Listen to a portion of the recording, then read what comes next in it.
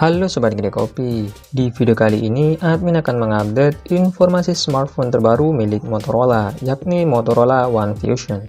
Sebelum lanjut nonton, jangan lupa ngopi dulu. Kalau sudah, silahkan subscribe channel ini agar bisa berkembang dan bermanfaat bagi semua orang. Kalau awal bulan Juni lalu Motorola memperkenalkan seri Plus dengan mekanisme kamera pop-up, kini giliran varian yang lebih sederhana.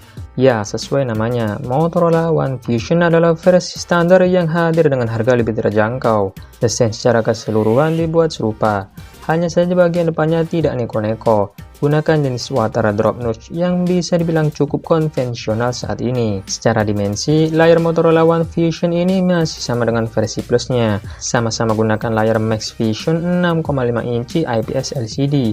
Hanya saja resolusi layarnya turun menjadi SD Plus saja. Dan resolusi kameranya diturunkan dari 16 megapiksel menjadi 8 megapiksel. Beralih ke bagian belakang, 4 lensa kameranya punya model yang sama persis. Hanya saja lensa utama yang dimiliki Motorola One Fusion punya resolusi lebih rendah di 48 megapiksel. Sedangkan ketiga lensa lainnya masih sama, 8 megapiksel ultra wide angle, 5 megapiksel makro, dan 2 megapiksel yang berfungsi untuk depth sensor. Chipset yang digunakan bisa dibilang cukup berumur meski bertenaga, yaitu Qualcomm Snapdragon 710 rilisan pertengahan 2018 lalu. Chipset tersebut gunakan arsitektur CPU Kirin 360 dipasangkan bersama GPU Adreno 616. Selain kapasitas RAM 4GB serta memori internal 64GB, Motorola sediakan slot kartu microSD untuk ekspansi penyimpanan pada smartphone ini.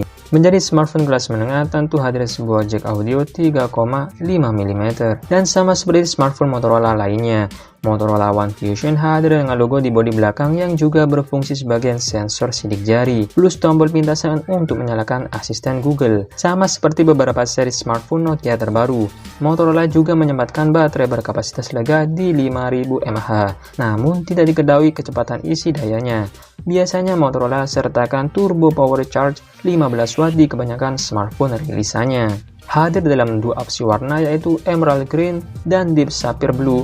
Motorola One Fusion telah tersedia di beberapa negara Amerika Latin seharga 3,6 jutaan. Daya tarik yang dihadirkan smartphone Android Motorola adalah tampilan antarmuka yang mendekati stok Android, serta fitur-fitur khusus seperti Moto Display dan Moto Actions. Secara spesifikasi dan harga, bisa dibilang smartphone ini punya kelas yang sedikit lebih tinggi dari Nokia 5.3 yang baru saja dijual resmi di Indonesia. Jika Nokia Indonesia bisa kembali lagi menjual smartphone setelah hampir 1 tahun tidak ada kabar, apakah Motorola Indonesia akan melakukan hal yang sama nantinya? Mengingat cukup banyak smartphone baru yang sayang jika tidak turut dihadirkan resmi di tanah air.